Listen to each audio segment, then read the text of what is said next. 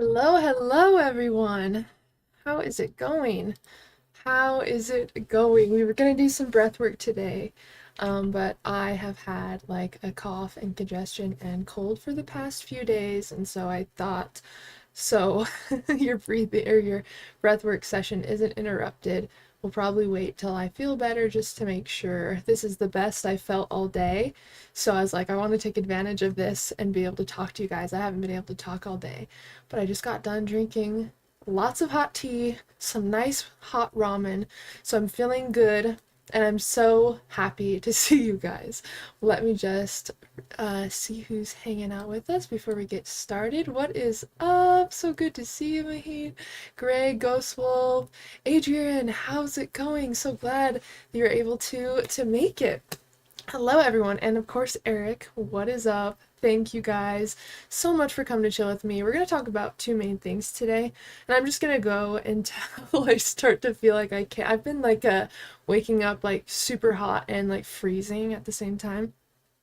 And the weather's been super bipolar here. Greg, he also lives in the state I live in. Greg, how's it going over in southern Utah? Here it's been a little bit crazy. It has felt like really warm spring some days, and then the next day it'll just be like raining super hard, or like yesterday it was like raining ice, and then the second half of the day it was super warm. And so I think it's from that because I've been like, no matter what, I've been making myself take a walk and listen to Michael Singer, the author of Untethered Soul, with my dog every single morning, rain or shine. So I think that's what it's from. But I'm happy to be here, happy to see you guys, love you all. 7 days. Oh, okay. What the hell? That's so nice. Okay, cool. Well, I just wanted to let you guys know. I've talked about it a little bit in the Telegram chat. And by the way, if you haven't joined the Telegram chat, you should. If you're wanting to hang out with the community and just in between live streams, so you don't have to wait like every week or 2 weeks to see us. I try to stream every Monday, but if I don't stream, it's because I really I'm either super busy or like I can't even show up. So I try my best, but usually it's every week. Some days there will be a week where we don't stream, but the Telegram is the place where you'll be able to stay connected with all of us. I'm pretty active in there. But and Eric, do you mind throwing down the Linktree link just so people who haven't joined the Telegram and want to check it out can check it out? But I did update you guys in there on this, but Washington is happening for sure this year. This is something I've been working towards for like the past 4 years. This has been like my biggest manifestation. I'm currently kind of doing all the things in my little 2-bedroom apartment here, and I've had some limitations that have kind of limited my content, the things that I've been able to bring to you guys, the things I've been able to try. Washington is a whole new start in so many ways. I'm going from a 2-bedroom little apartment to we're looking to rent a house. So my 10-year-old Juno boy can have his own yard, so I can create lots of cool content for you guys and take you guys on tons of cool explorations. I feel like the courses and everything too is going to be just a lot better because I'll have so much more room. Like, my entire business exists in such a small space. I'm excited to see what we can make out of this community that we're building together.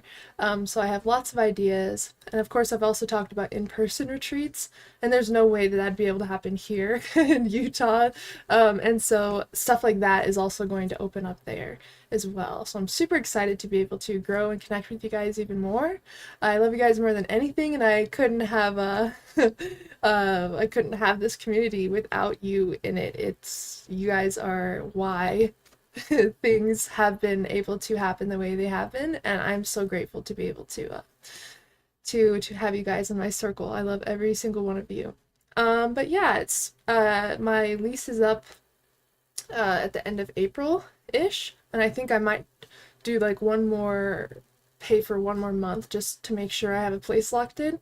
But that's what's happening. So that's like the biggest update. And then I do have my second course with Pete coming out. It's a 14-day lucid dreaming challenge.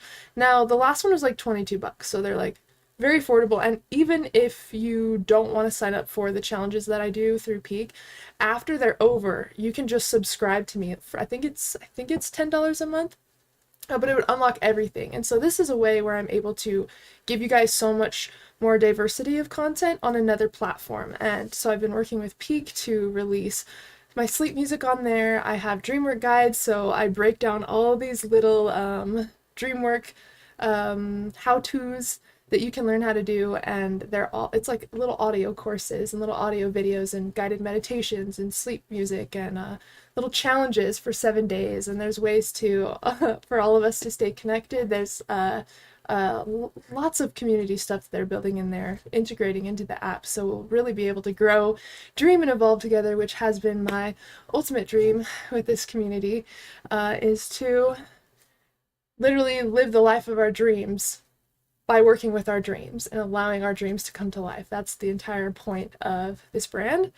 And I feel like Peak is a way for us to explore that together outside of just what we can do on YouTube. And if you're a member, you get most of Peak's audio stuff. So if you don't have the Peak audio app, you don't want to sign up, whatever, if you're a member, whether it's on YouTube here on this channel or on my Patreon, you will get the content over there. So regardless, there's lots of ways for us to connect and stay connected.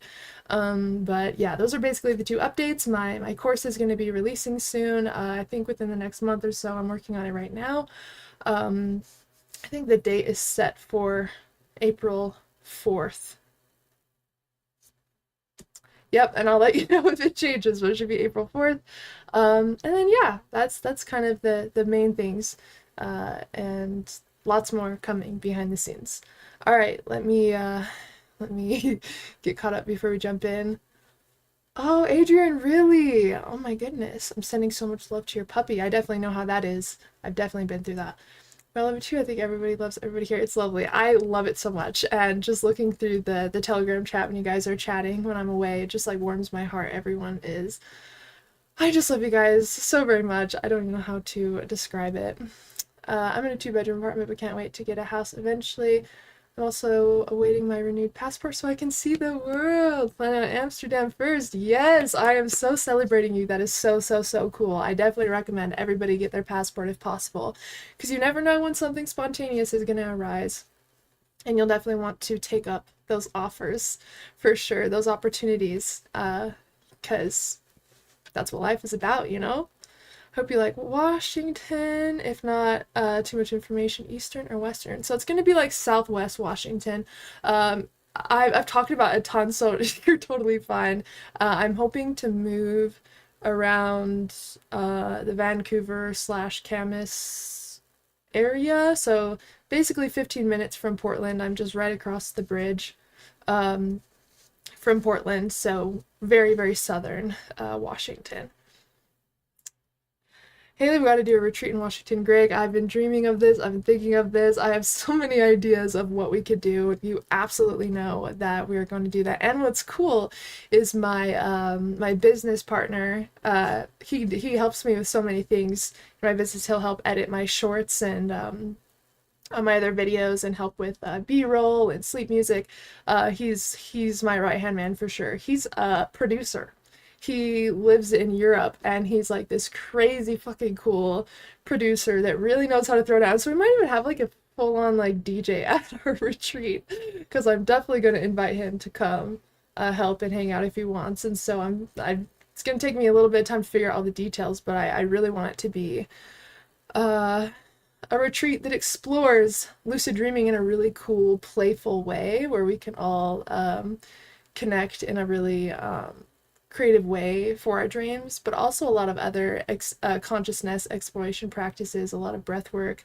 Because we're in Washington, I would love to also go on some sort of like excursion or hike with you guys somewhere. And I can't wait for you guys. If there's anyone who hasn't been to Washington, even just the forests, they're all covered in moss. There's all of these animals that you feel like you've never seen before, all these birds you've never seen before, and there's just mushrooms everywhere.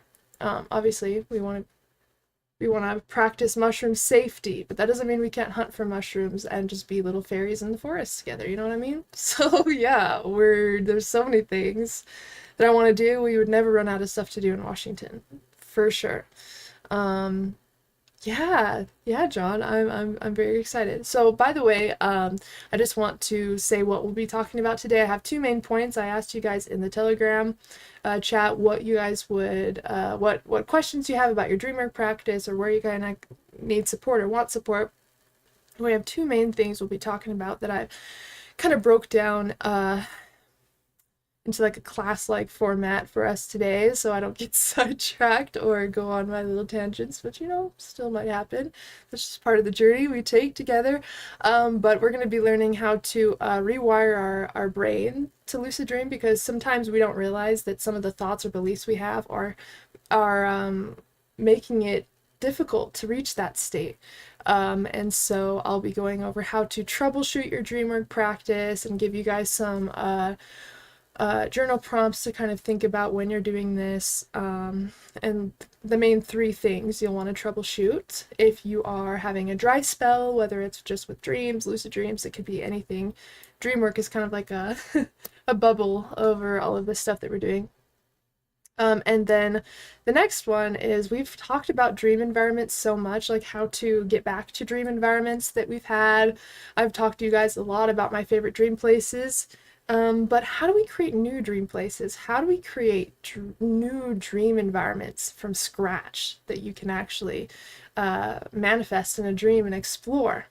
So we're going to be talking about that as well. So kind of troubleshooting your dream work practice / reprogramming your brain to lucid dream / dream easier, and how you can start to explore creating your own unique dream environments. So that's kind of what we're going to touch on. Does hypnagogia happen before the vibrational state, after it, or instead of it? I can't figure it out. It seems like I either hit one or the other. So hypnagogia, this state is really called the liminal state, and it happens before we fall asleep and as we wake up. So you can think of it like it happens when we're shifting states of consciousness from like our subconscious mind when we're dreaming to our conscious mind, so that would be when we're coming out of sleep, or our conscious mind into our subconscious mind, and that's when we're falling asleep. So the liminal state surrounds our sleep. It's called hypnagogia if it is before you fall asleep, so as you're falling asleep, and it's called hypnopompia if it happens in the morning or when you're coming out of sleep. So it will happen, primarily people experience hypnagogia, which is as they're falling asleep. That's when we try to do our techniques a lot of the time, or maybe you wake yourself up in the middle of the night and kind of like gently guide yourself back into sleep. You'll go through that hypnagogia again. And so it happens before the vibrational state. You can think of hypnagogia as a sign that your body's falling asleep. Once you start to see those colors and flashes of light, you know that your mind and your body is really starting to relax. And so there's little phases that will happen. First, I would say it's kind of the colors and flashes of light and stuff, and then you'll notice physical stuff, like your body will start to become heavier. You'll notice little tingling. Maybe you'll start dipping in and out of sleep. So hypnagogia is just a sign that your body is falling asleep and relaxing more into that state. And you can tell when it starts to get deeper because your thoughts won't make any sense. You might be struggling to stay awake. If you are someone who like counts yourself to sleep, I've done that for like techniques before, where I'll like say an affirmation and like 1, 2, 3 and see how high I can go, and then eventually I'll start losing track of the numbers. That's kind of a sign I'm going through that state, you know, that I'm kind of not having so much access to my conscious mind, and it's starting to be more subconscious. We dream in our subconscious mind, so we will experience some differences in the mind and the body as we're falling into sleep. So yeah, hypnagogia is, I would say it's a good sign that you're on the right track. And if you experience that when you're coming out of sleep, so like let's say your alarm goes off, you turn it off, or maybe you have an alarm that goes off on its own, and you're coming out of sleep and you're experiencing those colors and flashes of light, that's the exact same state, but you're coming out of it instead of going into the subconscious. But it is possible to anchor that state and go back in to REM or to a deep meditative state. And so it's really when we experience that, whether it's when we're falling asleep or coming out, if we're wanting to use that and anchor it to go deeper, we're really just trying to maintain awareness in that state for as long as possible. That if we want to simplify it, that's really what we're doing, is we want to stay relaxed and maintain awareness as long as we can in this state, and eventually we'll notice it transition from just liminal state to now we're experiencing more interesting stuff, maybe some pieces of dream scenes, maybe you start to feel the vibrations. These will all happen as a prerequisite of carrying that awareness into these states as long as possible. So yeah, if you are experiencing hypnagogia or hypnopompeia, just anchoring that state just with your awareness and relaxation, that will carry you deeper and deeper in the state without you having to do anything. One thing that's helpful that I found is keeping track of my like what I experience each time, if possible, or just running my own experiments. I'm very I try to come at it with a creative mind, but also kind of a scientific mind as well, so I can creatively direct how I want to use these techniques, but be able to scientifically analyze it to make sure, you know, that I'm replacing pieces that don't work and all of that. And so once you start to track like the symptoms and stuff of what you're feeling each time you try, you're going to start to notice a pattern, like, oh, okay, so it seems like these are the things that are going to happen right before this thing. And so it's just good to kind of you know, give yourself more information that way. And the rollover signal is something that you may experience as well, and that basically happens a little into hypnagogia. So as you've been relaxing for a while, and basically you're going to start to feel uncomfortable, like really uncomfortable all of a sudden. You'll want to like turn over or roll over. You'll have urges to like itch or move out of nowhere, and that is not real urges or anything. That means you're about to fall asleep, but your mind is like, well, your body's like, hey, we want to check if the mind is asleep, because your body does not want to induce the vibrational state when you're awake, because its job is to paralyze the body and induce the vibrational state when you're entering dreams. That way you don't physically act out your dreams. So it's like a protection mechanism that the body has to make sure that you stay safe and seated during your dreams. And so if you experience the rollover signal, that means that you're close to your dream state. So you want to hold on if you can. It is a little bit tricky. It may take a couple times, but after a couple minutes, it could be 5 minutes, 10, 15. It's different for everyone. And also time feels weird in those states, so it's hard to tell how long it is. But after a while of not responding to those itches and urges, you'll notice it pass, and then you'll notice the vibrations kick in shortly after, and then dreams follow.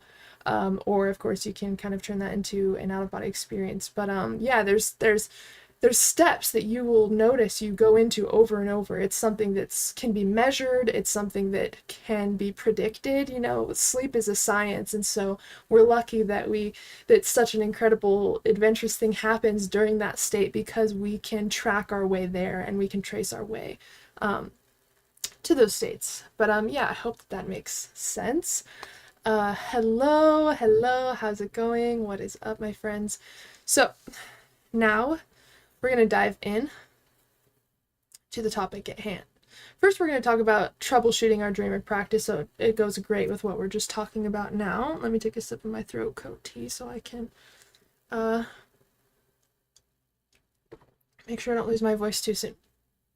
So the three things that I'd recommend troubleshooting, looking into when you're troubleshooting your dream work practice, is number one, identify what is going well. And it might help you to have like a review journal.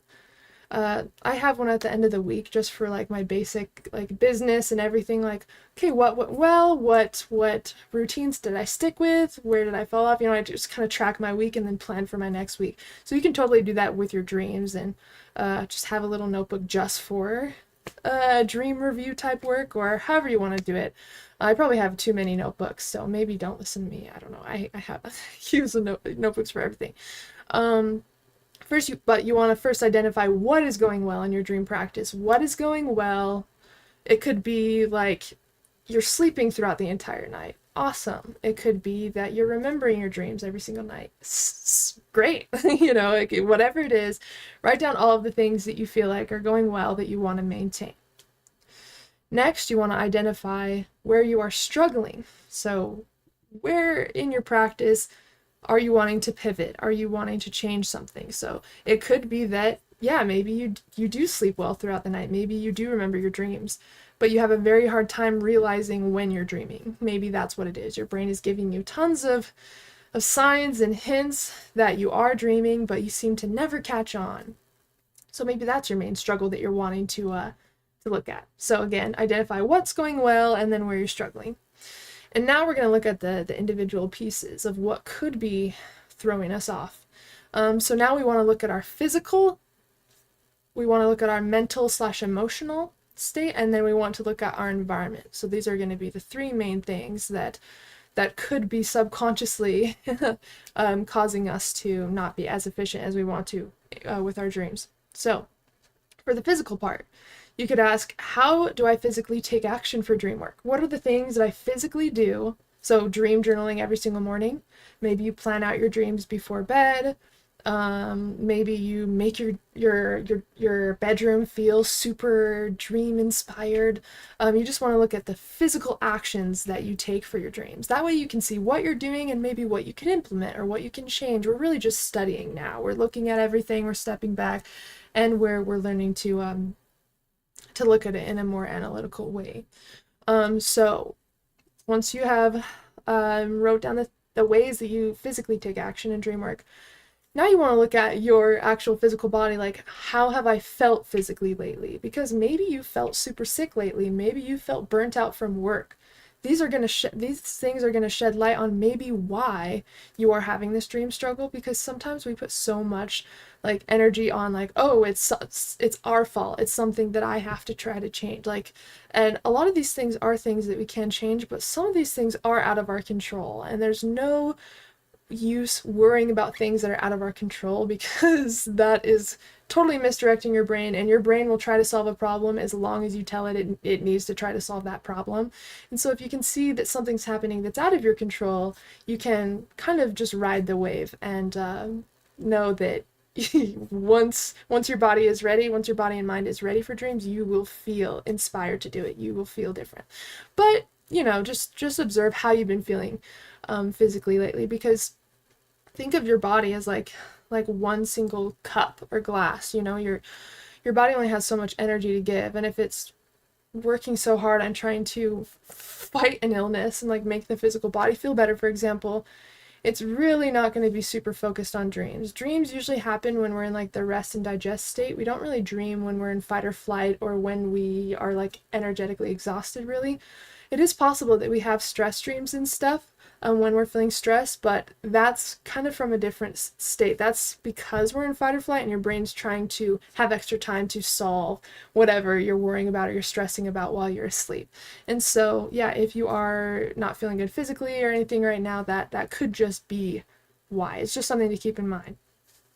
Now we want to look at the mental/emotional box. And so ask yourself, how do I think and feel about dreaming? And really observe that. Like, think about the energy that you have with dreaming, because we don't realize it until we start diving in and we start looking at our thoughts and our feelings and doing body scans and really looking at what's going on in our mind when we're not paying attention. That's where the juice is. That's where our programs are, our mental soundtracks are.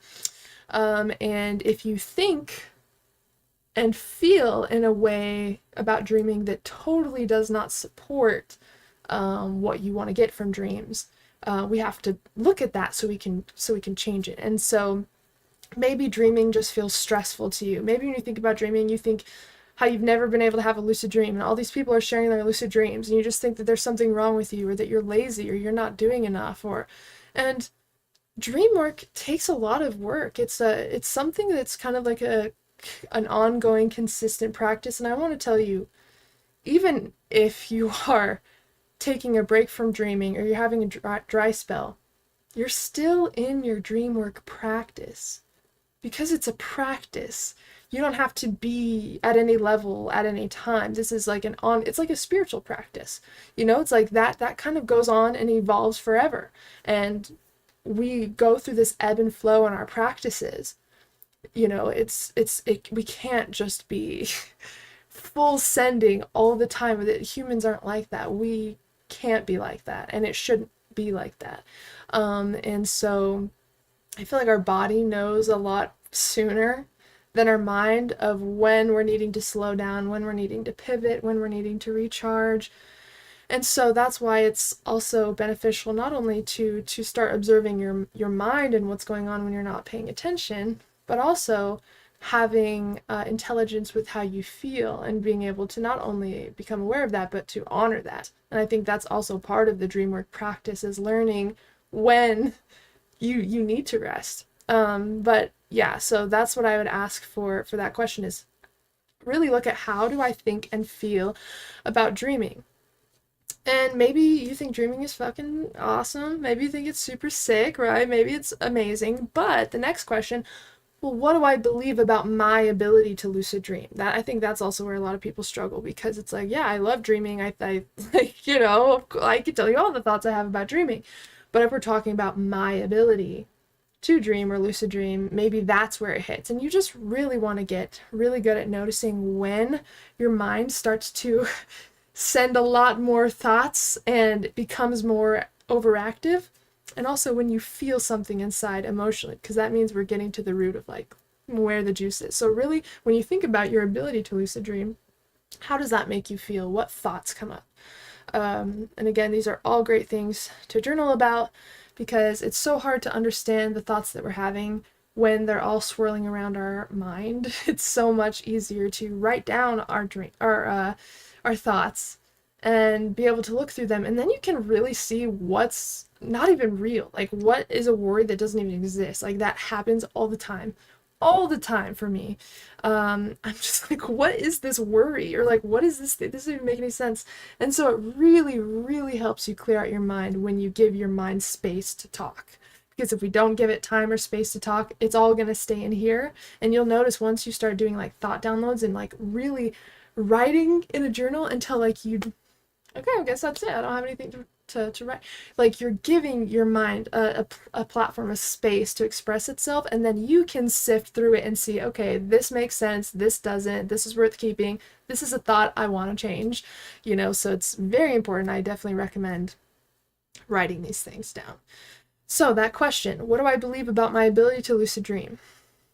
Do you believe that, what do you believe? Do you believe that your job is standing in the way, that you won't be able to lucid dream as long as you work like a 9-to-5 job? Maybe it's your spiritual or religious beliefs that you believe are standing in your way, whatever it may be. You just want to look at what you believe about your ability to lucid dream. Or sometimes this is kind of what I went through, and this is kind of what I went through with a lot of things. It's like I always felt like I didn't know enough to do something. I need to research more. I need to do more. But that can actually be a form of like avoidance, because it's like, oh, well, I'm not prepared yet. And that kind of comes out of a fear, or maybe perhaps a self-worth thing. I don't know. But once you just want to follow the thread back. And I promise, following the thread back and following these thoughts, it's going to lead you to the root of where you want to go. And we'll also talk about what to actually do with these thoughts once we become aware of them. So to tie into that question, let's move into the environment. Does my environment, specifically my bedroom, support a dream work practice? So I always notice I sleep better, I dream better, and I lucid dream more when my space in my bedroom is clear. At least cleaner than not. Sometimes, and I'm getting way better at this, okay? I've been putting away laundry while it's still warm. Yes, I deserve a cookie. Yes, that's amazing. Yes, I'm proud of myself, okay? Before, I would like do 2 or 3 laundry loads in a day. Maybe I just decided to wash the sheets, wash all my blankets, wash Juno's blankets, whatever it may be. And then maybe I was super tired by the end of the day and didn't put it away. And so this huge pile of laundry sitting in my room. I would feel it. I don't know how to describe it. Obviously I'd still be able to fall asleep and stuff, but I'd wake up in a totally different feeling than if my laundry was put away. And so even though our eyes are closed, energy is real, and it definitely impacts our ability to sleep. And just notice how you feel when you go through something. Maybe you go through your dresser, maybe you go through your closet, maybe you go through your kitchen and get rid of all those mugs and those cups and those glasses that you're never going to use, because you're like, why do we have so many mugs? Why do we have so many cups? There's 2 people that live here. Why is there like hundreds of mugs that we can't fit into the cupboard? And yes, I'm speaking from experience. This is something I went through recently. It's like, why the hell do we have so many glasses? And I went through it and I was like, oh my God, I feel so much better. Even though I can't see it because the cupboard is closed, I can feel the difference in the room. And so it kind of is fun, and also just helps me mentally and emotionally prepare and connect to the energy of dreams, and also just helps me feel better in my room. But I'll find ways to dreamify it, if that makes sense. Anything that reminds you of dreams in general, or anything that reminds you of your dreams. Your dream environments, do you have anything that reminds you of the places that you've dreamt of that perhaps you want to go back to? Having things like that in your room that remind you of those places will probably definitely help you connect to that dream environment. Maybe you have something that reminds you of a dream character that shows up in your dreams, or maybe there's a specific object or item that shows up in your dreams. Whatever you can find or think of that helps you connect to your dreams and just the energy of dreaming overall, I'd say is a good thing. That sign back there, and you can't really see it, but it says Sweet Dreams. I have one here that says Dream. I have a huge RGB cloud that I turn on, that I just love anything that reminds me of dreams. But then I also have a couple I have a dream altar. I don't know if I've told you guys that. I think I have. But by my bed, I have this table that I've put a lot of stones on, and I've kind of made it just a little space dedicated to dreams. I don't remember what type of seeds these are, but they're from Japan, and they're like these lucky beans or something that have writing on the back. And I have a few that have the word dream written on it, and I think I have one that says like wealth and just like random stuff like that. But anything that reminds me of dreams has the word dream on it, I am putting in that area. Or anything that appears in my dreams that seems significant, I will also put in that area. And you basically, this is kind of a way to kind of do what we've talked about with like merging the 2 states together. I think that's one reason why people may have a hard time dreaming or lucid dreaming, is because they think it's something that's separate from them, it's something super far away from them, it's something they have to try to get to, when really it's existing in the exact same time and space as us. And we can tell because we dream of our archetypes, right? The archetypes are only there because they're a part of our subconscious mind in the here and now. So really, the states are more connected than we even think. Like, your dream self is listening to you right now. And I promise you, just like we can get information out of the dream world and bring it here, like random pieces of information or insider messages that we get, we can also influence the dream state while we're awake as well. I promise you. Time and space and distance, they don't exist like we think they do. And that definitely applies to what I'm talking about now, with dreaming, your dream environments, and your dream self. So find a way to merge that state with this one, in any way that you can. In one way that I do this, it's not really anything. I always have a hard time describing the feeling in dream. Every time I bring it up, I notice I go through the same thing. But I like to do this with like feeling like I'm dreaming, like sometimes I'll do this on a walk or just when I'm sitting on the couch or something. But you know how like dreams have like a very strong energy to them, like feels like something is mysterious or something, people know something that you don't, or like, I don't know, it's very hard to explain. I go through this every single time. I'm sure other people's dreams are like that, but I have no way to like explain that. And it could be just like this really exciting otherworldly feeling. It doesn't have to be a specific feeling, but there's always this underlying tone like, oh, I'm dreaming. Even if you don't know you're dreaming, there's this feeling. It's very hard to explain with words, but one of my techniques to like merge those states together is like tapping into that feeling.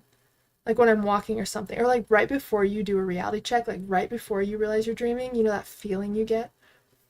Learning how to anchor that, I've also noticed has helped me lucid dream more because it's not just like inducing dream like lucid dreams and stuff. It's not just about the visual of it. Can you feel like you are dreaming? Can you feel that feeling in your belly? I It's stronger than being able to just visualize. And so this is one way that I kind of merge that state with this one is when I'm walking, when I'm doing anything, just maybe I'm doing the dishes. Can I shift into that feeling like in my body? And once you do it, like obviously you're teaching your body that feeling and what's connected with that feeling. Getting lucid, having dreams. And so you're going to experience more things that bring out that feeling in you. It's the same thing with thoughts. Like if we want to rewire our thoughts, we basically create new thoughts that still feel good to us, that still feel true to us, but kind of uh, counteract the negative beliefs that we are unwiring.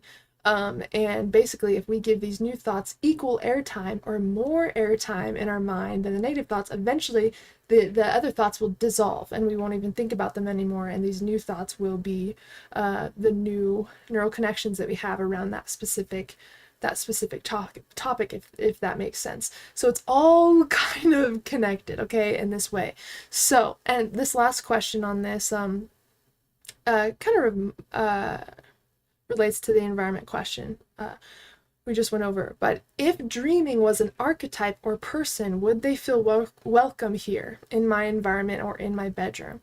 So we've talked about this with money. Like it's kind of a way to like manifest using your environment and your space. Like if I'm calling, like maybe you're wanting to manifest a partner, right? And you live by yourself. And maybe you're like, fuck it, I don't even need to do my laundry or my dishes because no one sees it anyway, you know? And so I get to just relax, which totally not judging at all. I've totally been there. I hate dishes, first of all. But if you were trying to manifest that person, like if they walk through the door right now, would you welcome them in? No, of course I wouldn't welcome them in. It's dirty in here. Of course they're not welcome in here until my space is clean. Like, I wouldn't want them to see all of this. I'd obviously want to clean up first. Okay, well, what if that thing is waiting for that action? Like, what if it knows it wouldn't be welcome if it showed up right now?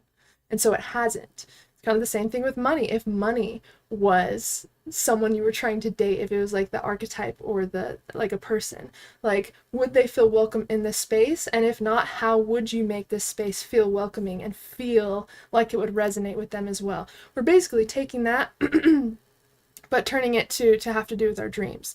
So if the energy or the archetype of dreams showed up right now, I was like, hey y'all, I'm coming to hang out, I'm coming to chill in your bedroom, we're gonna talk about dreams, it's gonna be great. But like it feel like you feel so stressed in your bedroom because nothing's done, everything's everywhere, your bed's not made, and so you don't even want to go in there. No, you don't even feel welcome in your bedroom. Of course dreams are going to feel welcome in there, right? So also let how you feel about your space guide you. That's going to be the biggest thing, because if you feel good in your space, well, yeah, then you're going to be able to access that rest and digest response within your environment. You're going to be able to access your creativity and you're going to be able to dream easier. But if you feel uncomfortable in your bedroom, if you feel stressed in your bedroom, if it just reminds you of all the shit you have to do and you just don't want to be in there, you just want to leave the room, close the door, then it's going to affect how you dream, how you sleep. Think about like your dreaming self. They feel the exact way about your bedroom. So just ask yourself how you feel about your environment and your space. And if you feel off or like, it's okay, I'll only go in there when I need to, but I'm going to keep the door closed.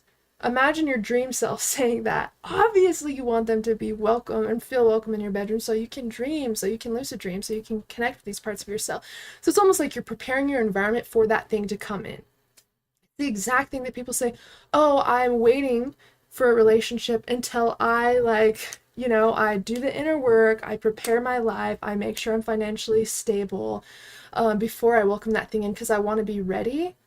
so I can support that thing fully, and so it feels safe with me, or whatever it may be. And so that's really how the most efficient way to welcome something into our life is to prepare ourselves to be the person that can support that thing. And so ask yourself what you would change about your environment if you wanted to make it more dreamy or dreamlike, or what sticks out in your environment as something you need to change, and what sticks out in your environment as something that really feels good to you, and maybe how can you amplify that in different ways.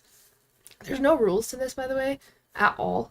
It, like, you just want it to feel good in your mind and your body for you, and once you reach that, you're good to go. We only know that there's work to do when we feel some sort of discomfort in our mind or our emotional body or our physical body, right? That's the only reason that we know that something needs to change, is because based off the information that we're getting from it. And so you're really just getting good at observing how you feel, what's going on in your thoughts, what's going on in your feelings, and what's the quality of your sleep and your dreams. That's really what we're looking at. Now we want to look at some of our beliefs we have around dream work and the ability to lucid dream. And so when you think about dreaming, I would just write on a paper like as many beliefs as you can, set like a stopwatch or something for like 2 minutes or something. Or don't even time yourself. Literally just write down any beliefs you can think of regarding dreams. And this isn't just like a thought. This is something that you like kind of believe to be true, or that you notice comes up as a belief. And it could even be something like, I don't believe that I can fly in my dreams because of this. Or maybe you don't even know why. You know, we just want to write down the beliefs that we have, write down what comes up. And I promise you, if you ask your mind, hey, mind, bring up the beliefs that I have around dream work, your mind is an excellent servant, but a horrible master. So give it tasks to do instead of allowing your mind to kind of tell you what to do. I promise you it's going to work so much better for you. So it has tons of filing cabinets ready to go. Hey, access the dream folder and show me the beliefs that I have around dreams or my ability to dream. You just want to write down as many as you can that come up for you, and you want to look through them and notice which ones you agree with and notice which ones you don't agree with. And I would note the ones on the side like with an X or something for the ones that you don't agree with, because those are the ones that we are going to change. And when you find a belief that isn't true or doesn't resonate with you, we're going to challenge it. The belief is only there because your mind doesn't have more information to go off of. And so your mind is very limited when it comes to knowing what is possible and knowing your potential. And so that's where challenging it comes in. You're basically playing the devil's advocate of your belief. And you'll notice that when you challenge the thought, your mind doesn't really have a lot of more information. It's like, oh, I think this is totally true based on nothing. And then you're like, okay, then why is this belief driving this experience if you don't even know why? And so you really can see a lot once you write shit down. You can see like, oh, okay, this doesn't even make any sense. And sometimes awareness is the work. Like once you become aware that something doesn't make sense or something doesn't resonate or that something is a story and not even a fact, like this never happened, this is a fear based on the future that like doesn't even exist at all. A lot of the time that is enough to tell your brain, oh, silly me, totally didn't even realize that. And so that's really why we want to challenge the thoughts and beliefs, because we don't realize our power to change until we start challenging these thoughts or these stories. And ask yourself, what evidence is there that this is true? Because a lot of the time, the negative beliefs that we have, our brain doesn't even have evidence that it's true. Or maybe the evidence it comes up with is something that happened when you were 7. Okay, well, then that's when you can tell your brain, I have a lot more information now than I did then, so this experience is going to be completely different. There you go. That's how you rewire a belief. You narrow down the belief, you challenge it, and then you give your brain the actual facts of why this isn't true or why this doesn't make sense. I promise you, that work will change every area of your life. I promise you it will help you unwind and completely undo your anxiety. You can use this for any area of your life. once you identify, once you say, well, what evidence is there that this is true, and what if the opposite is true? What if this is going to go way better than I ever expected? So you're basically just providing your brain with more insight. Once you've done that, then you can choose a new belief that directly replaces that one. So if you believed that you couldn't, and I have an example here, so I'm probably just going to read this to make sure that it's a good example. So I have 2 examples, I think. I don't know, I wrote them. So the example, this is the limiting belief that we have. It's hard for me to lucid dream because I don't know how to tell I'm dreaming. Maybe, and again, like when we say something so concrete to our brain, it takes it as fact. I want you to remember that. The next time that you say that you're not prepared for something, or you're not worthy of something, or you're not smart enough for something, your mind doesn't have a bias against, like it has a bias for you, which means whatever you tell it, it's just like, yep, okay, it's fact. It's like in those movies where, you know, that the bully in the movie always has that like sidekick that just like backs up whatever he says without even knowing if you know what I'm talking about.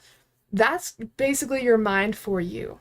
And so whatever you tell your mind is fact. It's going to start looking for evidence that's true, and it's going to start trying to make it concrete as a belief, because your brain's job, not your mind. Your brain's job is to protect you, is to scan the environment for things that can also confirm what you believe to be true. And so you really want to be careful with saying you can't do things, or things are hard because of this, because really so many things either are just a decision away, we just haven't committed to making the decision, or we haven't let go of something. And so that's really what a lot of our struggle comes from. So the limiting belief, it's hard for me to lucid dream because I don't know how to tell I'm dreaming. The replacement, at least the replacement that I think would work, is I'm learning more and more about how to lucid dream, and I'm open to finding more clues that I'm dreaming when I'm asleep. Doesn't that feel way fucking better? Doesn't that feel like a way better thought? Doesn't that feel way better? I'm telling you. Let me try to, And so this kind of shows you how different thoughts feel in the body. I bet you anything that the new thought felt so much better than the previous thought. Just wanted to, can I send this? Oh my god. Okay, well, I'm gonna send them separately. I wanted to post the thoughts in there. Limiting thought.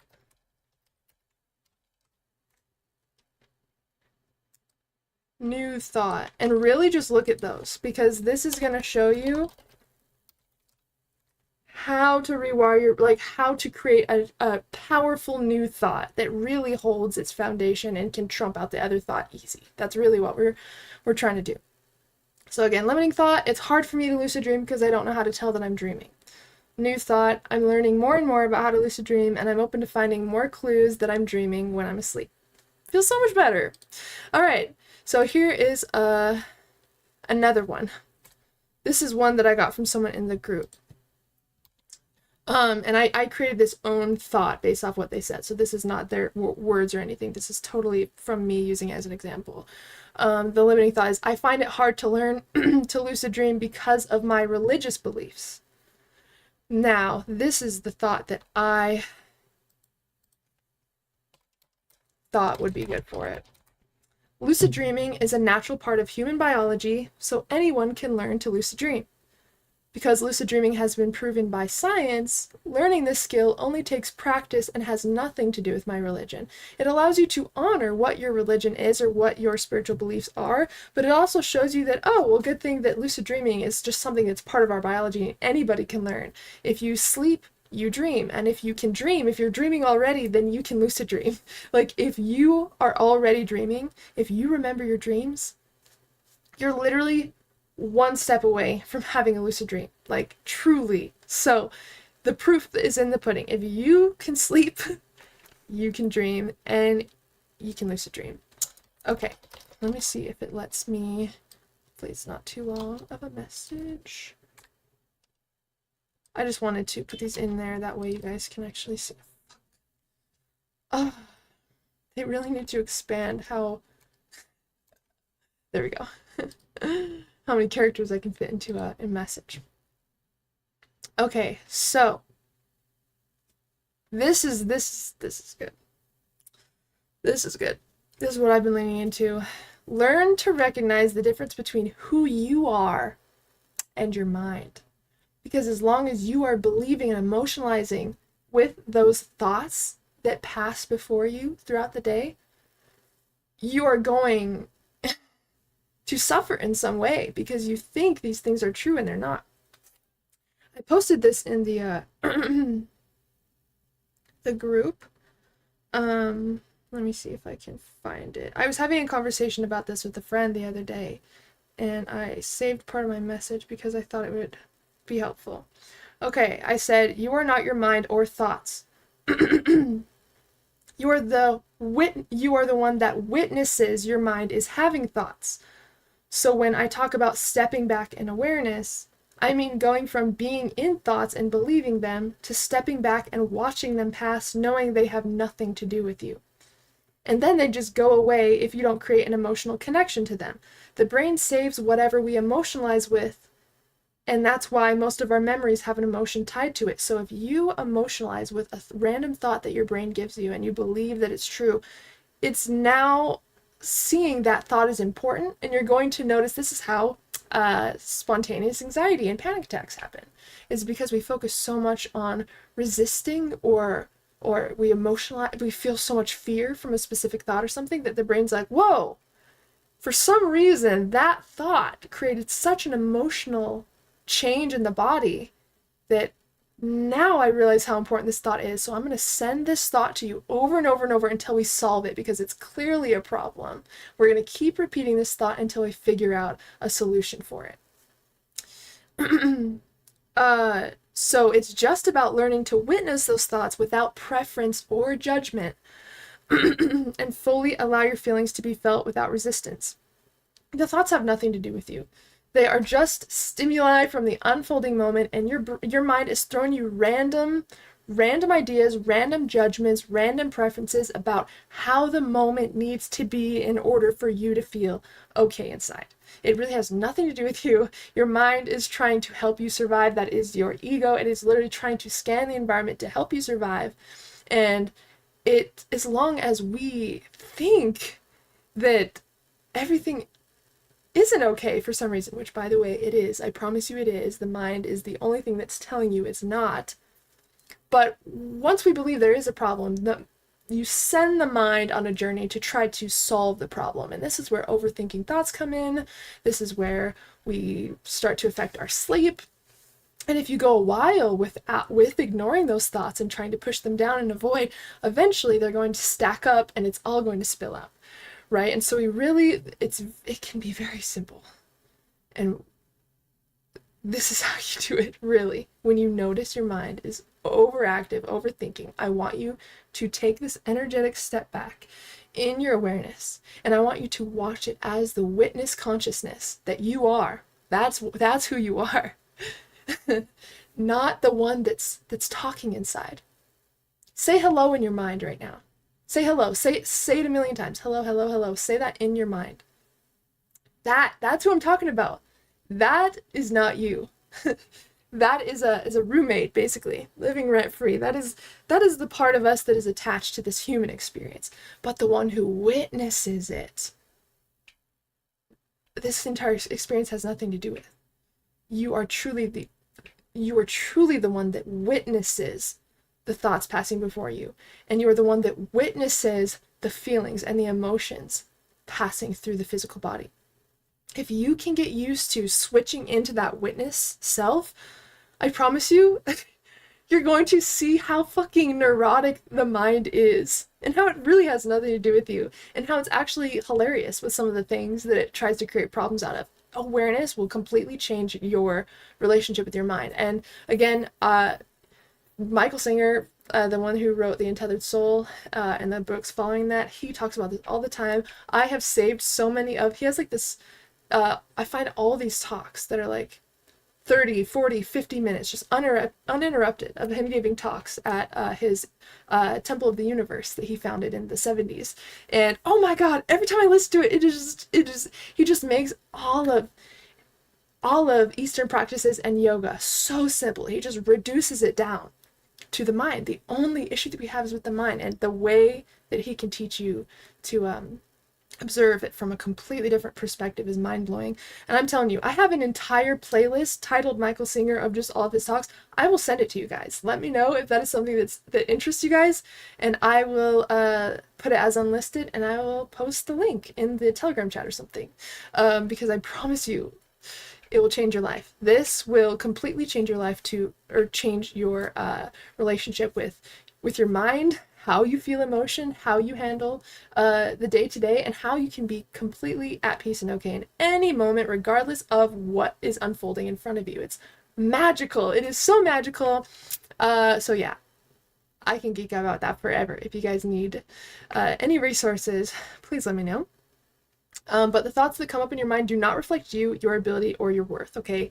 So you really want to learn to recognize the difference between who you are and who you think you are. Because who you think you are is the one that suffers, but who you actually are knows that unfolding in front of your awareness is not you at all. Is not you at all. Okay, now we're getting to the new topic, okay? Now we're gonna briefly touch on creating brand new dream locations. But I just want to touch on this because there's a lot going on here, and I want to make sure that I get to communicate and chat with you lovely people before we move on. Okay. Thanks again, guys, for coming to hang out, for chilling until the sun dies. What is up? Great to see you. Thanks for being here.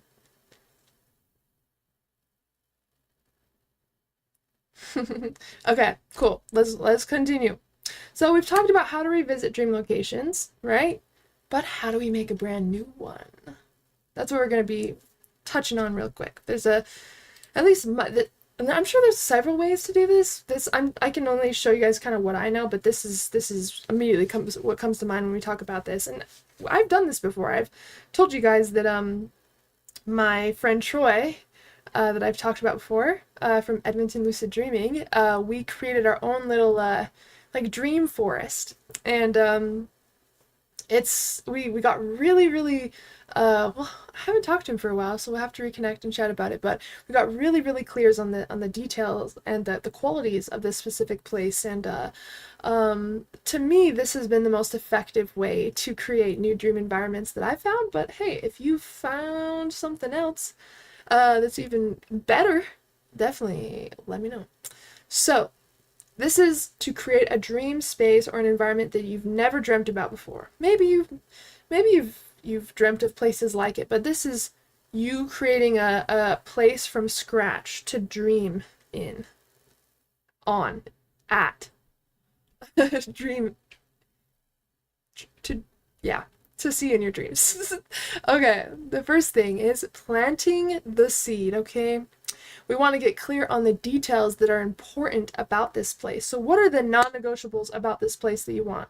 Like what's the point of this location? What's the point of this dream environment? Why do you want to create this world, or this dream scene? You want to get very clear on the details that are important to you for this place to have. It could be the temperature, it could be the people in it could be the energy, it could be the scenery, it could be whatever you want, but you just really want to take time to dive into this, because you're really creating an identity. You're almost creating a personality, an archetype. So, and especially if this place is not only something that you can see and feel, but it's something you're going to be walking through and exploring, you really want to get, build as much detail around this as possible. So at least you want to write down the details that are important for this place to have. It's like if you're moving into a new place, okay? It's like we have all the things that we would love, but these are like the main details that would make it feel like the thing I'm trying to create or manifest, if that makes sense.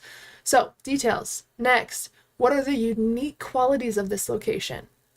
Write down as much as you can about it to start building its personality and emotional flavor. So this is where you can start really getting creative. What makes this place unique? What makes this place unique? What stands out about this place? What are the qualities of this location? Again, it could be everything. Like, use all of your senses in this. Think about the dreams that you've had in the past, how detailed they were, how much you get from these locations you visit. There's so much detail. There's so much opposed to just what it looks like. There's so much more to tap into. And so allow your creativity to go wild here, truly, because I feel like that's when dream work and lucid dreams and just dream content in general comes to life, is when we really allow ourselves to play with it.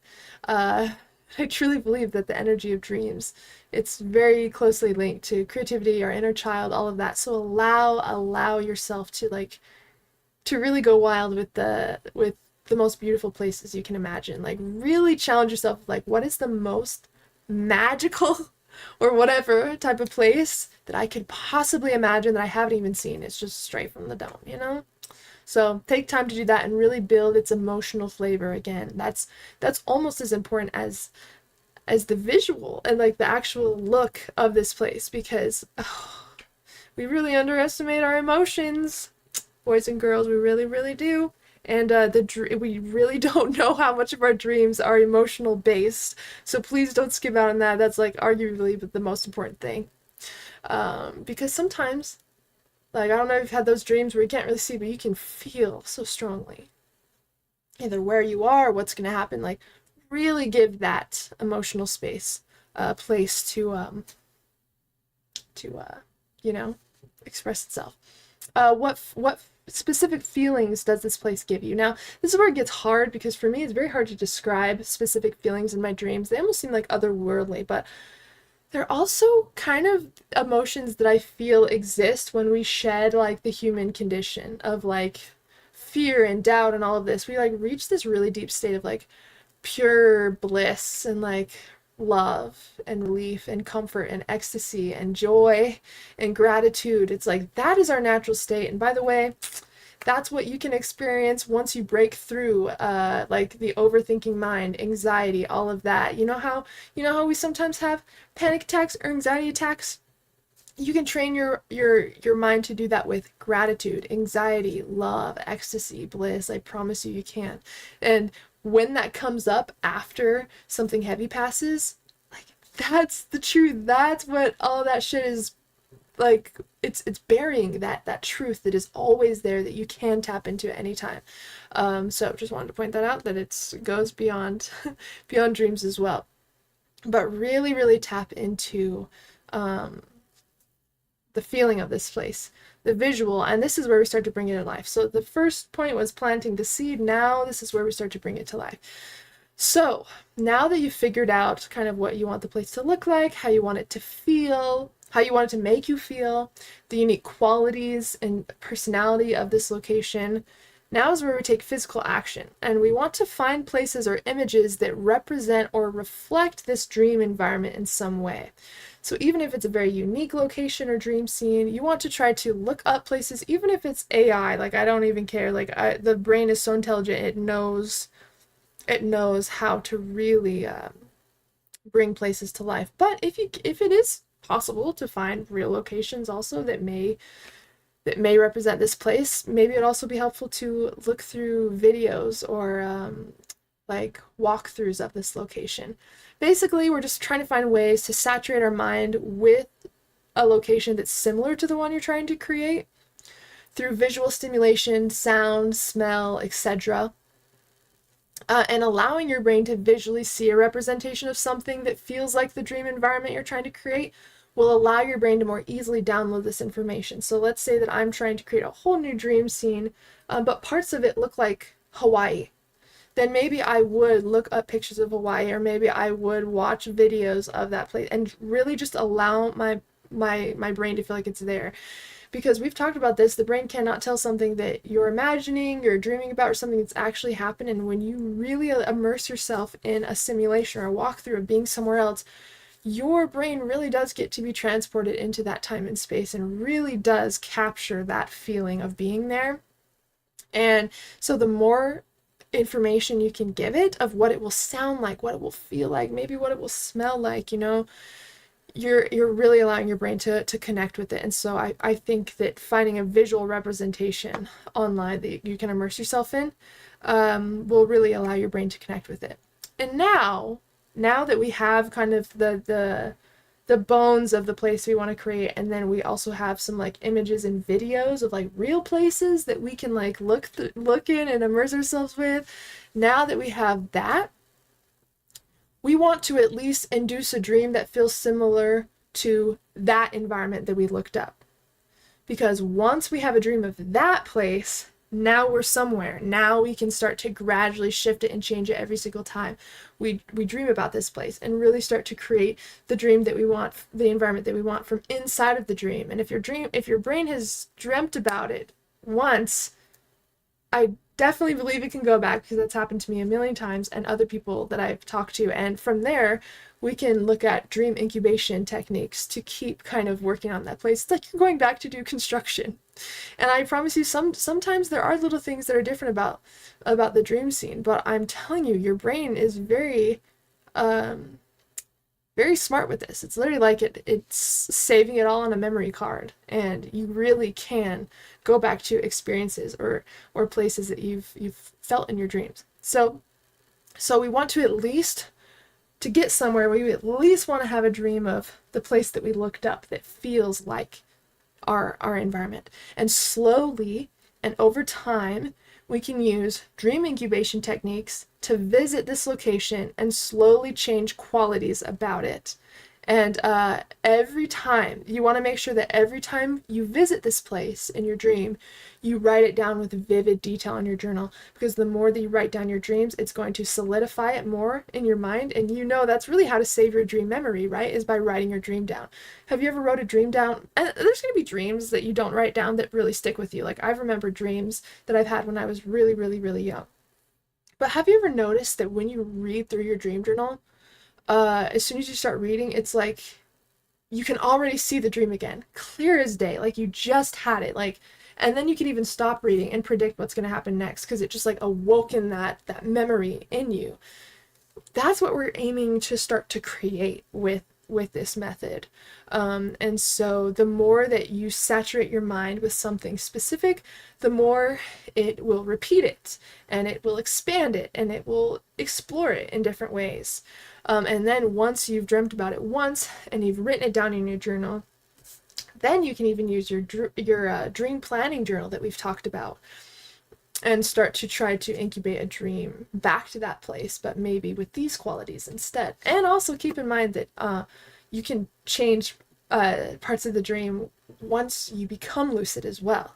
And it'd be interesting to see if when you change something in that environment when you're lucid, if it remains when you come back, or what happens. And this is all part of running your own experiments, creating your own scientific dream research, and it gets to be really, really fun, because I still haven't found the limits of what's possible through dreams, through the subconscious mind. Like, it is so awesome that we're having this experience. Like, think about what's truly happening right now. Like, think about how long this earth has even been alive, and the time and space that we're in right now, and just zoom out, like even just past the earth, just in your mind's eye, seeing earth as just a tiny speck in an infinite space of space. It's crazy that we're even having this experience, that we're able to connect from all over the world from this weird box thing. Like, we've gotten used to it, but this shit's kind of weird, And I think if we can remember that, everything will be more fun. We'll allow ourselves to relax and play and rest more. And I promise you that whatever you can create within your dream space, you can find a way to make real in your reality somehow. I truly believe that our dreams can show us our potential and amplify the big dreams that we want to live in our waking lives. And of course, if you guys have any questions about your journey or any experiences you want to share, anything, the Telegram is definitely the best place for that, because everyone's pretty active in there, and I'm also in there almost every day. So if you play around with this, definitely let me know kind of what happens and what kind of dream spaces you guys are wanting to create. Like when you think about creating your own dream environment, what does it look like? What does it feel like? And why is that important to you? And just like this, we're bringing to life this dream space. I really want you to know that this is also possible with bringing things to life in your waking reality as well. We always talk about how that reality is a reflection of this one. Like, it really is. This one just works on snail mail, kind of. Like, when we're dreaming or when we're lucid dreaming and we want a cupcake, or we want to hang out with our friend, or whatever it is, that thing can immediately appear, right? And our thoughts, intention, and will can also still do that, but this physical experience is so dense that it just takes a little bit extra time. So allow the possibility and the expansiveness and the limitlessness that shows up in your dreams, allow that to really show you what is possible in this reality. We just can't see it with our visual eye, but I promise you there's so much magic here that we can't see. And I promise you, this reality, I feel like, works just like the dream world. Just time and space is a little different, you know what I mean? But that is really what I had for us today. Please let me know if you guys have any questions about this. And we have talked about this a lot, but I would love to chat more about the relationship between the dreams and this reality, and how we can start to maybe play around with some manifestation practices with just little things to show you just how connected these states are and just how connected you are to everything you've ever dreamt of. Because I promise you, just because your mind doesn't see it, your mind can't even perceive anything that isn't directly in front of you, because it's meant to literally scan your physical environment that's surrounding you. This is another reason that you shouldn't listen to the neurotic nonsense that goes on with this mind that we're borrowing, that we get to witness for this experience, because it is not based on the truth at all. And so I hope that the rewiring section also helped you guys, and you can use that in any area of your life, for self-confidence, for if you have physical flare-ups like digestion flare-ups. I've been using that, anxiety, sleep, whatever it is. You are so much more capable than you believe you are. But that is it, my friends. I hope that you guys have an incredible night tonight. Please feel free to join the Telegram chat if you would like to join the community outside of the live stream, so we can stay connected all the time. And in the Telegram, you can just connect with the community. You can share your experiences, ask questions. Thank you, Eric. And love our lovely mod. Eric posted the link tree where all our resources are. And yeah, that's all I have for you guys. And as far as the other updates on when the website is up and when the course is released and all of that, I will keep you guys up to date. But thank you guys so much for joining with me. I love you so much. And again, the Telegram is the place to join, because that's where I ask you guys kind of where you're needing support or what we should chat about in the live stream, if I kind of have like an opening in my stream. So if you have any ideas of what we should talk about next time, head over to the Telegram and let me know. I love you guys. Have an incredible night. And as always, I'm sending you endless love and endless lucidity.